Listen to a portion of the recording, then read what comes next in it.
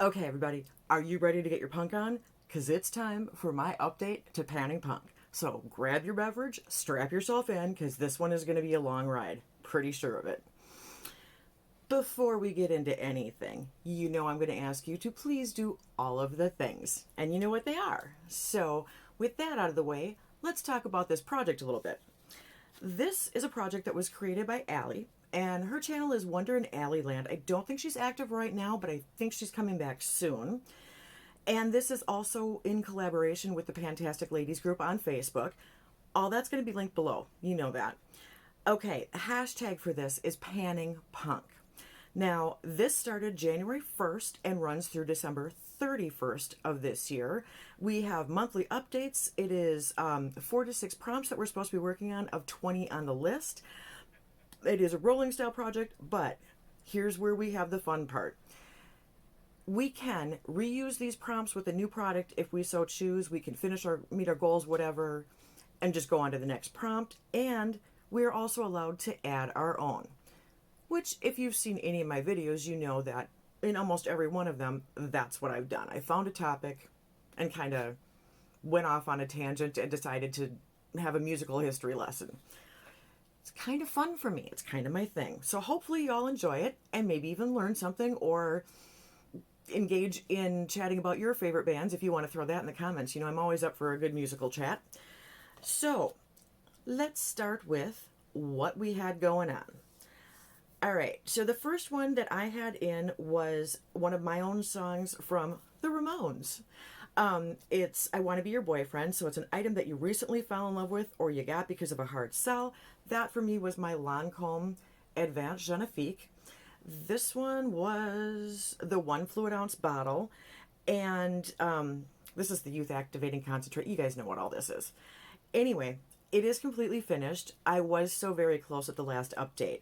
It was at 89.1 grams. The empty bottle is 88.2, so I was 9/10 of a gram away. So this one is going to be rolling out. All right, then I had Nirvana's song Breed, something you don't really care about. And for that, I put in my benefit Gimme Brow. I'm shade 2. Since the last update, I've used this 10 times. So far in this project alone, we're at 40 uses. It's still going strong, so I'm just going to leave it and just keep counting for a while. I had usage on it before I put it in. I have no idea how long these things last. This is the first one of these I've ever had. The weight hasn't changed it. Then I had a Blondie song, but I actually changed it to the song A Girl Should Know Better. Something you know you shouldn't have gotten, but you did it anyway. And this was my splurge from House of Siage. This was the Disney collection.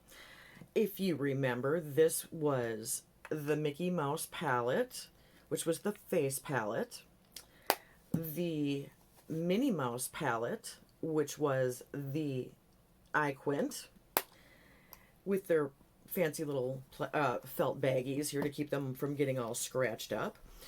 And then we had 2 shades of lipstick and a lip gloss. Now, with that, I had left it in because I wanted to get a little bit more usage on this. So we ended up the red lip, 3 uses, the neutral lip, 4 uses, the gloss I only did once. Nothing to write home about.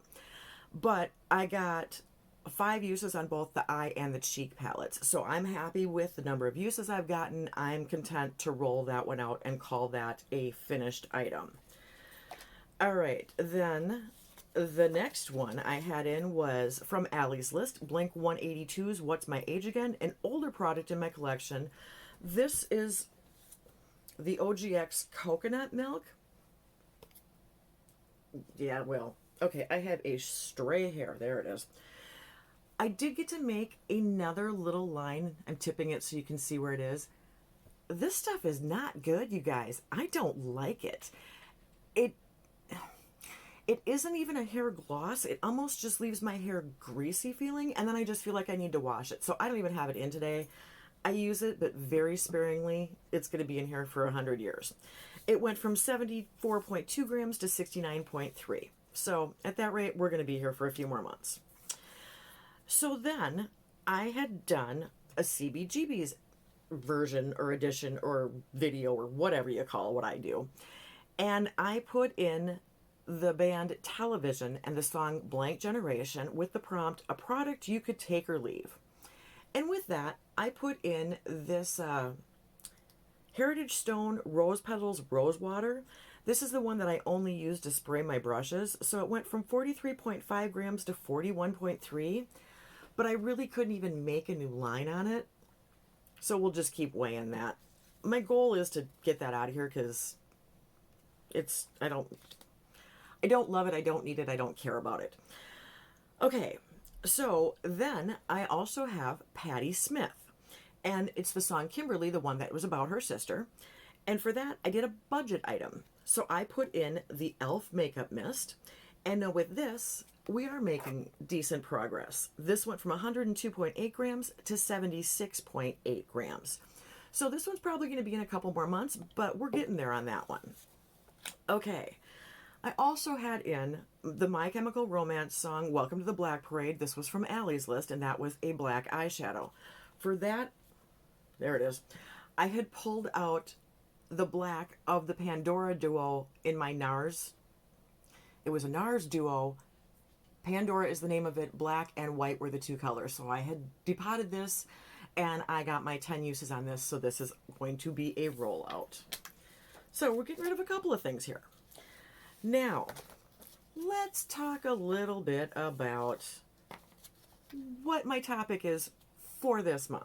I had promised you guys last month, since I only did a progress update, that I had a topic in mind, and I thought it was a pretty good one. I want to talk about women in punk, essentially. We've already covered the shirts, Blondie, Patti Smith, who else have we covered? I know we've talked about a couple others too. Maybe not. Maybe that was all I talked about. I don't know. Anyway, so punk in general as a scene tended to be physically aggressive. In a lot of cases, that's kind of the origination of like a mosh pit, things like that. So in the early 90s in Washington, Olympia, Washington is actually where it was, there were some women that got together and they actually wanted to address, let me get this correctly, they wanted to address sexism in the punk scene. One of the women there was from the band Batmobile, and then the other one, there were a few, but the other really significant one that you're probably going to know about is Kathleen Hanna from Bikini Kill. And those were the two really big front bands for the Riot Grrrl movement. To me, Bikini Kill is the bigger band. Maybe they had more notoriety, or maybe I just don't know enough about Batmobile. I'm not entirely certain. But Kathleen Hanna's whole thing, when she was an artist, she did design, she did all kinds of other things, but she was also the front of Bikini Kill. And when she did her shows, she actually would have all of the women come to the front of the stage because it kind of reinforced things for her, but she also wanted a safe space for them, and she wanted them to be able to enjoy the music. She was also known to dive off the stage and go after hecklers. She got heckled a lot. She got harassed a lot. She was injured a lot doing that kind of stuff too. But that really is a significant movement of the 90s. Now, that is not to say that there were not bands that were women-led that were part of the punk scene in the 80s. There were. So, a couple of those bands are odd ones. The Pandoras is one of those bands. And one of the members of that band is Kim Shattuck. She was the guitar player and did some vocals with the Pandoras. Paula was the lead singer, and until she passed away, I think the band kind of evolved based on her musical evolution.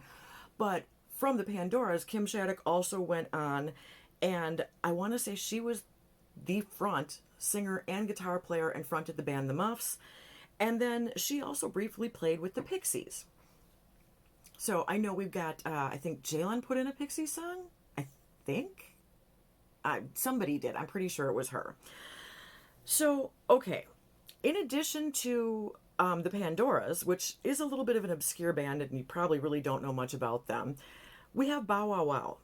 Now, their biggest hit is actually a remake of the song I Want Candy.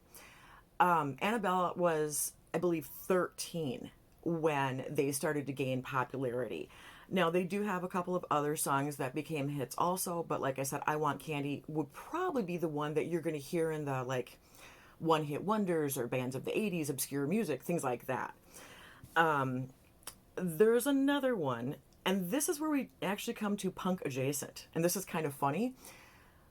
On some of the lists, you're going to see Josie and the Pussycats, and when she talks about her connection to punk, she actually says that it was more of like a periphery type of thing, that the people that she was working with were more into the scene, so she was present for it but wasn't necessarily a part of it. So we've got that for the 80s. We've got the whole Riot Grrrl movement. I've mentioned a couple of bands there, but then it does continue after that, and you've got, well, okay, we're going to bring some of these things in, so let's just go ahead and do that right now. One of the ones on Allie's list, if I can figure out where it is now, is the Donnas. Okay, here it is. She has the song Who Invited You. It's a product that everyone trashes, but you love. Now, I know the Donnas from, I want to say they were the band in a movie. I don't remember if that was even, I don't even think that was their name in the movie, but they were a band in some kind of teen movie, and I could not tell you which one at this point because my brain isn't working. But the product that I'm bringing in for this is the Charlotte Tilbury Film Star Bronze and Glow. And I know I complain about Charlotte Tilbury constantly, but I really do like this bronzer. And this is the thing that a lot of people trash. I mean, this works for me, so it doesn't work for most of the population. Didn't really get the greatest reviews, but I really do enjoy it.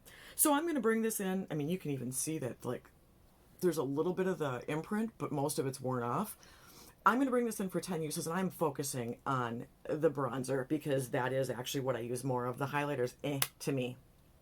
So we're going to add that in. Now, oh gee, I wonder if it's probably around the same time. Probably is. Paramore is another band that is on Allie's list, and the song there is Misery Business. And if you go back and watch the official video for that song, it flashes a lot on their background, and the word riot is predominant. And I almost kind of wonder if that's not an homage to the Riot Grrrl movement, which is kind of what the foundation is for, oh, what's her name? Is her name Haley? Do I have that right? The lead singer of Paramore. I don't remember. So anyway, Misery Business is the song that she put on the list. It's a product from a brand only known for one thing. Kind of. The main thing that they were known for, the band is Becca, is their Champagne Pop highlighter. And I have a baby. And honestly, I didn't even realize what this is. I don't remember where I got this. I thought it was a single eyeshadow because of the size of it. I never realized that it was actually Champagne Pop. And I was like, oh, Becca went out of business and I never got it. And I know that Smashbox has it now. But I actually had it in with my eyeshadows and found it and went, oh, well, maybe I should take that out and throw it in a project. So it's coming in for 10 uses. Okay. So, oh yeah, and let's not forget about Lacey from Flyleaf.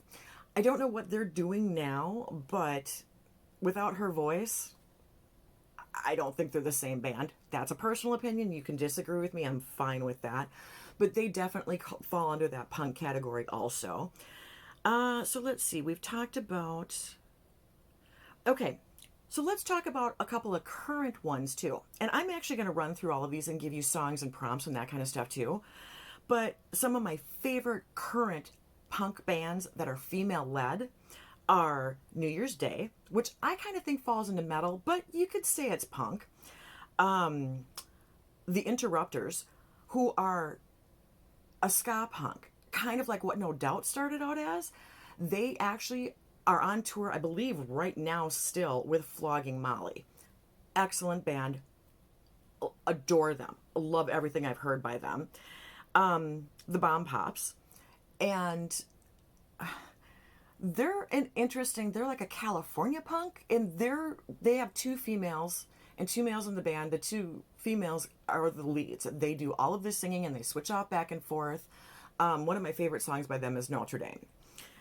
it's just a great song. But a lot of their stuff is very personal. A lot of it is just whatever the ladies go through kind of ends up in a song, in addition to just some really good songwriting and music writing skills. And then one of the biggest current ones that I didn't know about until I started looking into this is a band called Dreamwife. They got their name from a 1953 Cary Grant, Deborah Carr movie. So let's talk about some songs from some of these. I'm just going to run down this list. From Flyleaf, we have the song Fully Alive, which is one of their best known. And for that, I thought a prompt could be something broken, but that still shines. Now, Josie and the Pussycats, I went with He Could Be the One. So you could pick like an item that's the one for you if you wanted to do that, and that's kind of punk adjacent. With Bow Wow Wow, I actually picked Baby Oh No, and I thought that would be an item that made you lose control. For the Interrupters, one of my favorite songs is Gave You Everything.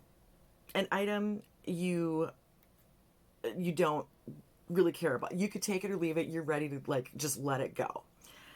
I already talked about Notre Dame. Oh, for Dreamwife, the song Somebody. Something that makes you feel cute and confident would be a good prompt for that. Now, you'll notice that I may have missed a couple. New Year's Day, the song Skeletons. Something that's a secret or a guilty pleasure.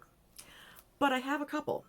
So for the Pandoras, because I'm sure no one else in the world's probably heard of them but me, oddly enough, I actually picked the song You Don't Satisfy. So the prompt could be something that doesn't satisfy, but I actually have the Sydney Grace Pandora Eyeshadow single.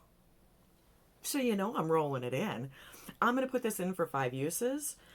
Let's see if I can do this without making a huge mess. It never happens. I always make a mess. This is a stunning purple. And it's daytime, so the lighting is a little bit bizarre. But I think you're getting purple. Hopefully not black. It's better when I film at night.